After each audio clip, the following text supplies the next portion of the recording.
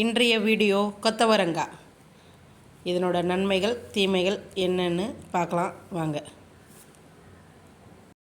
This video sponsored by genreviews.online. உங்களுக்கு ஏதாவது தேவையான பொருள் வாங்கணுன்னா இந்த genreviews.online அந்த லிங்க்கில் போய் செக் பண்ணி அதனோட ரிவ்யூ என்னென்னு பார்த்துக்கலாம். ஓகேங்களா? லிங்க்கை டிஸ்கிரிப்ஷன் பாக்ஸில் போட்டு வைக்கிறேன். தேவைன்றவங்க போய் பார்த்து செக் பண்ணிக்கோங்க. தேவையான பொருளை வாங்கிக்கோங்க. வாங்க வீடியோக்குள்ளே போகலாம். இன்றைக்கு வீடியோ கொத்தவரங்காய், அதனோட சமையல் பற்றியும் அதனோட நன்மைகள் பற்றியும் பார்க்கலாம். ஓகேங்களா? வாங்க வீடியோக்குள்ளே போகலாம். இப்போ அதுக்கு முன்னாடி தண்ணியை இந்த மாதிரி வெறும் தண்ணியில் காய வச்சு அதை கொதிக்க வைங்க. ஏன்னா கொத்தவரங்காயில் பித்தத்தன்மை அதிகமாக இருக்கிறதுனால அதை கொதிக்க வச்சு அதனோட தண்ணியை கீழே வடிகட்டி விட்டுட்டு பிறகு தான் நம்ம சாப்பிடவே ஆரம்பிக்கணும். ஓகேங்களா? இதை கொதித்து வந்த பிறகு அதுக்கப்புறமா என்ன சமைக்கலாம், எப்படி சமைக்கலான்றதை பற்றி பார்க்கலாம். பாருங்கள், வெறும் தண்ணியில் தான் கொதிக்க வைக்கணும். ஓகேங்களா? கொதிச்சு முடிச்சாச்சு. பாருங்கள், நல்லா கொதிச்சாச்சு. இந்த மாதிரி வரணும். இந்த மாதிரி வரும்போது நம்ம இதை வடிகட்டிடலாம். ஓகேங்களா? இப்போது குழம்புக்கு தேவையான வெங்காயம், தக்காளி அரிஞ்சாச்சு. தேவையான அளவுக்கு எண்ணெயும் ஊற்றியாச்சு. எண்ணெய் காஞ்சிருச்சு. இப்போ கடுகு போட்டுக்குங்க.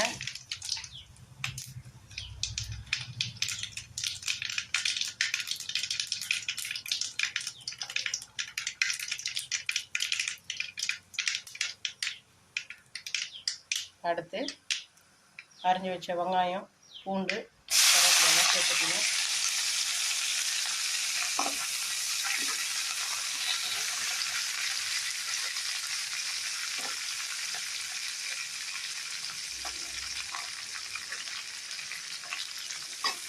நல்லா வதக்கி விட்டுக்குங்க. இப்போது வெங்காயம் தேவையான அளவுக்கு வதங்கிடுச்சு. அடுத்தது தக்காளி சேர்த்துக்கலாம்.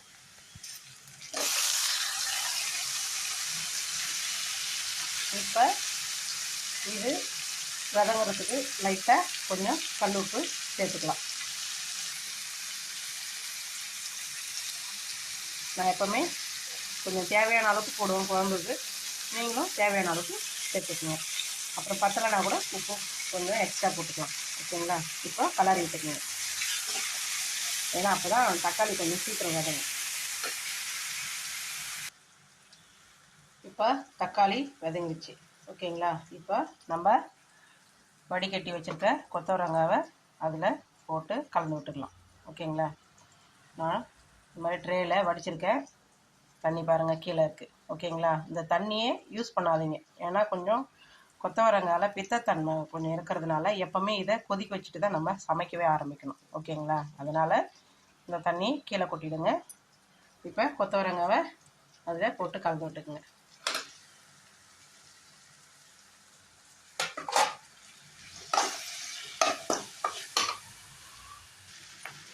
இப்போது கலரியாச்சு. ஏற்கனவே ஏன்னா கொத்தவரங்காவை நாங்கள் வேக வச்சுட்டோம். ஓகேங்களா? அதனால் ரொம்ப நேரம் வதங்கணும்னு அவசியம் இல்லை. கலரி விட்டுட்டு இப்போது தேவையான அளவுக்கு மிளகாத்தூளும் பெருங்காயப்பொடியும் மஞ்சத்தூளும் சேர்த்துக்குங்க. எந்த ஒரு பொருளாக இருந்தாலும் அளவுக்கு மீறி யூஸ் பண்ணாதீங்க. நான் எப்போவுமே சாம்பார்லேயும் சரி காரக்குழம்புலையும் சரி மஞ்சள் யூஸ் பண்ணுவேன். ஏன்னா நம்ம சாப்பிட்ற சாப்பாட்டில் தேவையில்லாத நச்சு பொருள்கள் இருக்கிறதுனால மஞ்சள் நோய் எதிர்ப்பு சக்தின்றது எல்லாருக்கும் தெரியும். அதனால் எப்போவுமே ஒரு சிட்டிக்கு அளவுக்கு மஞ்சள் சேர்த்துக்குங்க. ரொம்ப சேர்த்துக்காதீங்க. மஞ்சள் சேர்த்துக்க. இப்போது தேவையான அளவுக்கு மிளகாத்தூள் சேர்த்துக்கிறேன். எங்கள் வீட்டில் எப்போவுமே நாங்கள் எல்லாம் சேர்த்து ஒன்றா அரைச்ச மாதிரி தான் இருக்கும் பொடி. ஓகேங்களா? நான் தேவையான அளவுக்கு சேர்த்துக்கிறேன். அதே போல் உங்களுக்கு என்ன மாதிரி பெருங்காய பொடி இருக்கோ அந்த பெருங்காய பொடி கொஞ்சம் சேர்த்துக்கணும். ஓகே, பெருங்காய பொடியும் சேர்த்துட்டேன். நல்லா கிளறி விட்டுடுங்க. கிளறி விட்டுட்டு தண்ணி விட்டு கொதிக்க வச்சு கடைசியாக ஒரு டிப்ஸ் ஒன்று இருக்குது, அது என்னன்றது கடைசியாக பாருங்கள். ஃபைனலாக கொதிச்சாச்சுங்க. இப்போ கடைசி சஸ்பென்ஸ், வேர்க்கடலை பொடி. ஓகேங்களா, வறுத்த வேர்க்கடலையோட பொடியை கடைசியாக இதில் சேர்த்துரும். ஏன்னா வேர்க்கடலையோட வீடியோ ஏற்கனவே போட்டிருக்கேன், அது எந்த மாதிரி நன்மைலாம் இருக்குன்றதுன்னு. அதே சமயம் இது பாவக்காய்க்கு கொத்தவரங்காய்க்கு யூஸ் பண்ணிக்கலாம்.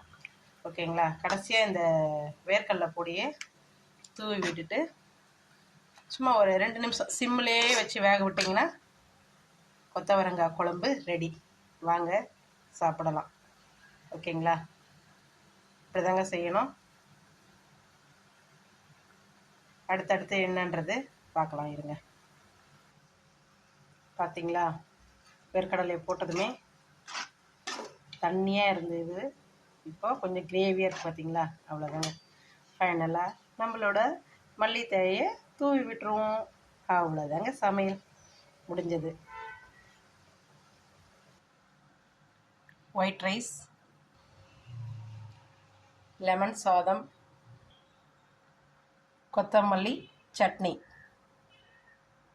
இதை சட்னியாக பார்த்தா சட்னி, துவையலாக பார்த்தா துவையல். அவ்வளோதாங்க. இவங்கள லைட்டாக வந்து மிளகா வாசனை போகிற மாதிரி தண்ணி ஊற்றி கொதிக்க வச்சு மீடியமான தண்ணி மொத்தம் சுண்டின பிறகு இதே மாதிரி வேர்க்கடலையை போட்டு செஞ்சோம்னா அது பொரியல். இந்த மாதிரி தண்ணியோட கொஞ்சம் தண்ணியாக இருக்குது பார்த்தீங்களா, இந்த மாதிரி வச்சோம்னா குழம்பு. ஓகேங்களா, இப்படிதான் செய்யணும். இதனோட நன்மைகள் என்னென்ன அடுத்து பார்ப்போம் வாங்க. எல்லாரும் சாப்பிட வாங்க. கொத்தவரங்காய் சமைச்சாச்சு, சாப்பிட்டாச்சு. இப்போது அதனோட நன்மைகள் பார்த்துடலாம். கர்ப்பிணி பெண்கள் குழந்தையோட அனைத்து சக்திகளும் கொடுக்கறதுக்கு உதவுது. ஓகேங்களா, எந்த ஒரு குறைபாடு இருந்தாலும் அதை சரி செய்கிறதுக்கும் உதவுது. ஓகேங்களா, அதுக்கப்புறமா உடல் எடை குறைக்கிறதுக்கு உதவுது. ஓகேங்களா, உடலில் உள்ள உறுப்புகளை சீராக செயல்படுறதுக்கும் உதவுது. ஓகேங்களா, நோய் எதிர்ப்பு சக்தியை நிறைய, அதுக்கு ஆன்டிபயோட்டிக் மாதிரி நமக்கு எதனா ஒரு பிரச்சனை இருக்குதுனாவே இதை சாப்பிட்றதுனால கொஞ்சம் நமக்கு அதுக்கான ஆன்டிபயோட்டிக் மாதிரி இருக்கும். ஓகேங்களா, நிறைய நோய் எதிர்ப்பு சக்தி இருக்குது. சர்ம பிரச்சனை அதையும் சரி செய்யுது. உடலில் உள்ள கெட்ட கொழுப்பை குறைக்குது. ஓகேங்களா, உடல் அழுக்கை வெளியேற்றவும் உதவுது. ஓகேங்களா, உடலில் உள்ள இரத்தத்தின் உற்பத்தியை சீராக்குது. உடலில் உள்ள நச்சுக்களை சீராக்குது. உடலில் உள்ள நச்சுக்களை வெளியேற்ற உதவுது. மலச்சிக்கலை சரி செய்யுது. மன அழுத்தத்தை அதாவது வந்து ரொம்ப பிபி ரொம்ப இதுவாக இருக்கிறவங்களுக்கு இதை சாப்பிட்றதுனால கொஞ்சம் கண்ட்ரோலாக இருக்கும். ஓகேங்களா, உடல் அழகை கூட்டுமாங்க. இதுவும் கொத்தவரங்காய் ஒரு வலி நிவாரணியாக பயன்படுதான். ஓகேங்களா, உடலில் உள்ள நரம்புகள் வலுப்படுத்த சக்தியாக இருக்குது. ஓகேங்களா, இதை சரியான முறையில் சமைச்சு சாப்பிடலைன்னா ஜீரண பிரச்சனை வரும். ஓகேங்களா, அந்த மாதிரி ஜீரண பிரச்சனை வந்துச்சுன்னா மலச்சிக்கல் பிரச்சனையும் கூட சேர்ந்து வரும். அதனால் சரியான முறையில் சமைச்சு சாப்பிடுங்க. ஓகேங்களா, சமைச்சு சாப்பிட்டதுன்னா அதனோட நார்ச்சத்தை நமக்கு செரிமான பிரச்சனையும் சரி செய்யுது. ஓகேங்களா, இதனோட நார்ச்சத்து வந்து கெட்ட கொழுப்பையும் அதனோட அளவை கண்ட்ரோலை வைக்குது. ஓகேங்களா, கொத்தவரங்காயில் உள்ள கிளைக்கோ நியூட்ரிக்கல் இரத்தத்தில் உள்ள சர்க்கரையின் அளவை கட்டுப்படுத்துறதுக்கு உதவுதுங்க.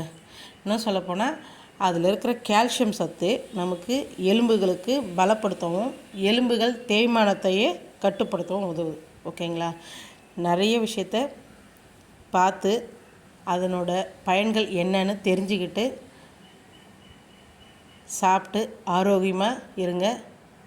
அளவோடு சாப்பிட்டு வளமாக வாழுங்க. ஓகேங்களா, வீடியோ பிடிச்சிருந்தா லைக் பண்ணுங்கள், ஷேர் பண்ணுங்கள், மறக்காமல் கமெண்ட் பண்ணுங்கள், மறக்காமல் என்னோடய சேனலை சப்ஸ்கிரைப் பண்ணுங்கள்.